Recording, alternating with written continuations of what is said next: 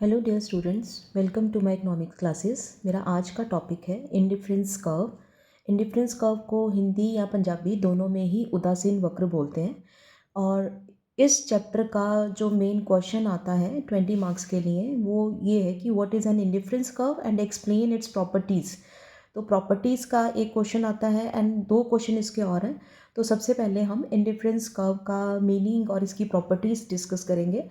तो indifference curve का जो चैप्टर है, इस चैप्टर को पढ़ने से पहले हम लोगों ने मार्जिनल यूटिलिटी वाला चैप्टर किया था और आपको वो पता होगा कि मार्जिनल यूटिलिटी जो थी वो कार्डिनल एनालिसिस थी। कार्डिनल एनालिसिस जिसमें कि यूटिलिटी को नंबर्स में मेजर करते हैं। तो उस चीज़ को जो इकोनॉमिस्ट थे उन्होंने उस कॉन्सेप्ट को क्रिटिसाइज़ किया एंड क्रिटिसाइज़ करने के बाद इंडिफरेंस कर्व एनालिसिस या जिसको हम ऑर्डिनल एनालिसिस भी बोलते हैं, तो वो ऑर्डिनल एनालिसिस में उन्होंने बोला कि जो यूटिलिटी है उसको हम नंबर्स में मेजर नहीं कर सकते, उसको हम ऑर्डर में रख सकते हैं। जैसे कि first order, second order, third order. कि सपोज़ आपने अगर कोई चीज़ खाई है तो खाने का मतलब ये है कि आपने अपना सेटिस्फेक्शन देखना है। तो सेटिस्फेक्शन को आप नंबर्स में नहीं देख सकते। तो सेटिस्फेक्शन को हम ये कह सकते हैं कि मुझे पहले सेटिस्फेक्शन ज़्यादा मिला, फिर कम मिला, फिर उससे कम मिला। तो इसलिए जो इंडिफरेंस कर्व एनालिसिस है उसको उन्होंने ऑर्डिनल एनालिसिस भी बोला एंड इसी कॉन्सेप्ट के ऊपर ये वाला जो चैप्टर है वो है। तो सबसे पहले इंडिफरेंस कर्व का मीनिंग पता होना चाहिए। ये मीनिंग आपको ध्यान से समझना पड़ेगा, क्योंकि अगर मीनिंग समझ में आएगा तो आगे वाले कॉन्सेप्ट क्लियर होंगे, अदरवाइज क्लियर नहीं हो पाएंगे।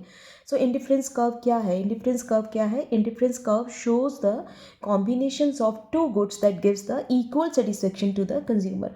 तो इसमें आप देखो ध्यान से कि इंडिफरेंस कर्व के अंदर कितनी गुड्स ली हैं उन्होंने? 2 गुड्स ली हैं। 2 गुड्स के डिफरेंट डिफरेंट कॉम्बिनेशंस लिए हैं और वो जितने भी कॉम्बिनेशंस होंगे वो कंज्यूमर को इक्वल सेटिस्फेक्शन प्रोवाइड करेंगे। तो इस कॉन्सेप्ट को हम डायग्राम के और टेबल और डायग्राम के थ्रू एक्सप्लेन कर देंगे।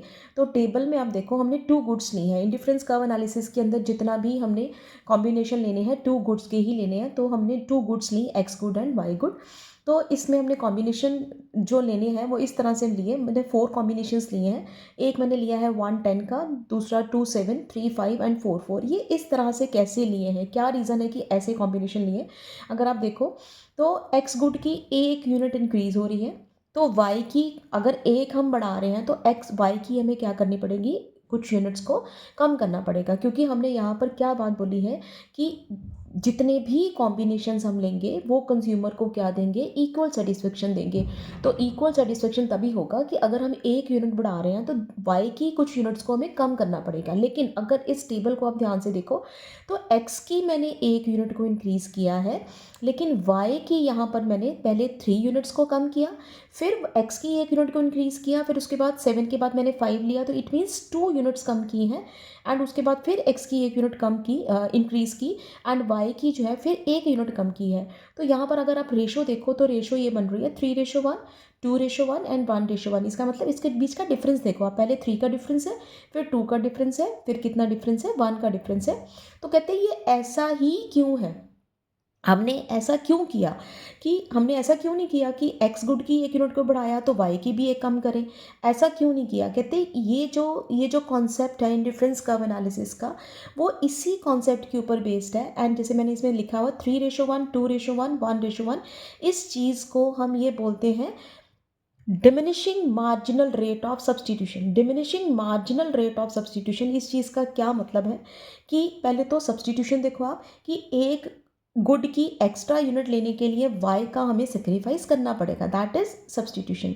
लेकिन यहाँ पर हम क्या कर रहे हैं कि एक्स की एक एक्स्ट्रा यूनिट को लेने के लिए वाई की यूनिट्स सेक्रीफाइस कर रहे हैं, लेकिन वो लेसर और लेसर वे में कर रहे हैं। लेसर और लेसर वे में करने का मतलब पहले मैंने 3 यूनिट्स का सेक्रीफाइस किया, फिर 2 का किया, फिर 1 का किया। सो जो इंडिफरेंस कर्व एनालिसिस है वो इसी के ऊपर बेस्ड है, law of diminishing marginal rate of substitution. इसलिए दिस इज़ द रीज़न कि हम जो टेबल है, टेबल में जो वैल्यूज़ हैं हम इस तरह से हम लेते हैं।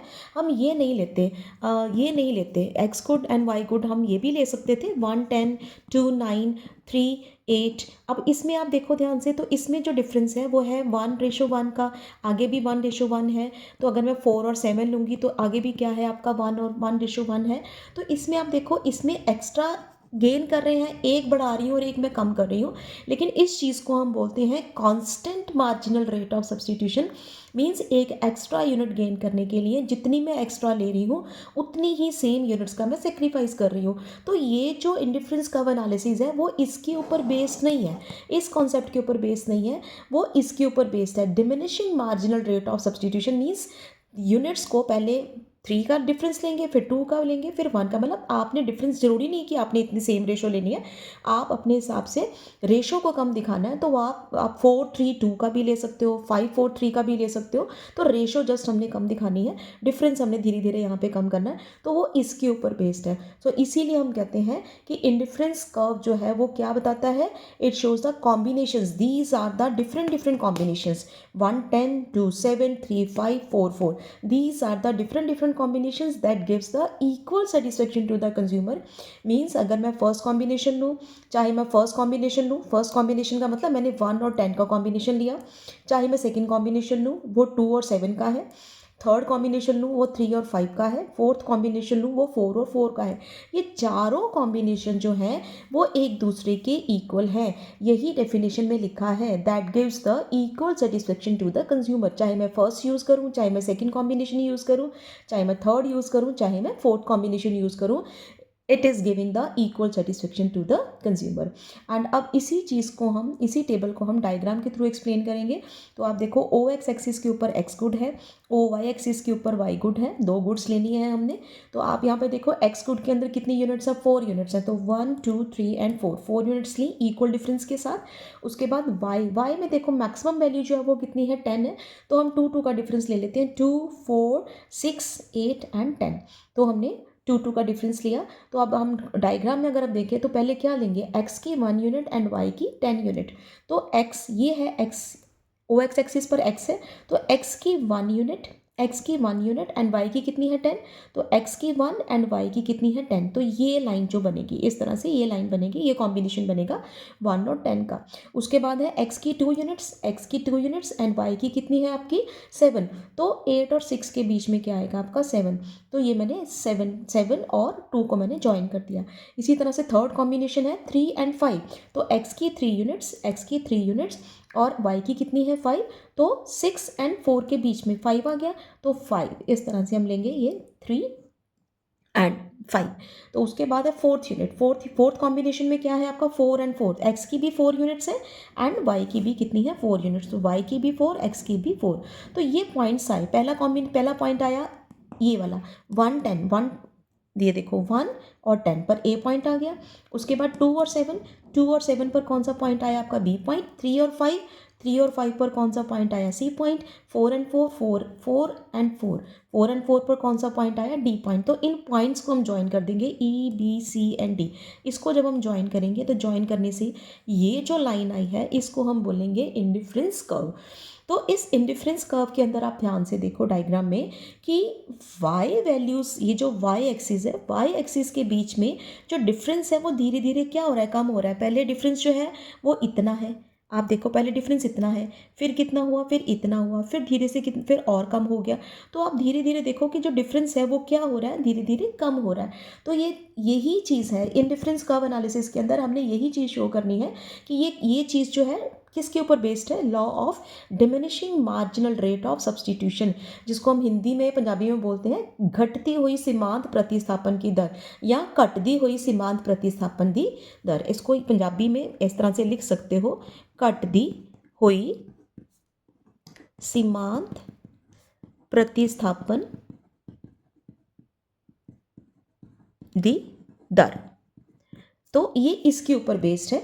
तो इसलिए अगर आप देखो इसकी जो शेप है वो बिल्कुल इस तरह से है, कर्व्ड शेप आई है। तो इसको हम बोलेंगे कि ये जो ओरिजिन है, ये ओरिजिन है, ओरिजिन के ये जो इसकी शेप है, इस शेप को हम बोलते हैं कॉन्वेक्स शेप। तो इंडिफरेंस कर्व की जो शेप है वो ऑलवेज क्या होती है, कॉन्वेक्स टू द ओरिजिन। ये ओरिजिन है तो कॉन्वेक्स टू द ओरिजिन, इस तरह से शेप आएगी। या आप देखो अगर मैं इसको ड्रॉ करूँगी ना तो इसकी जो शेप आएगी, वो इस तरह से आएगी, बिल्कुल स्ट्रेट।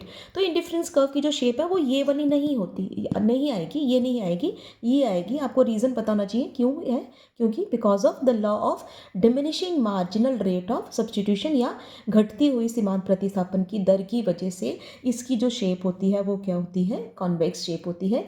एंड नेक्स्ट इसका हम करेंगे इसकी प्रॉपर्टीज़।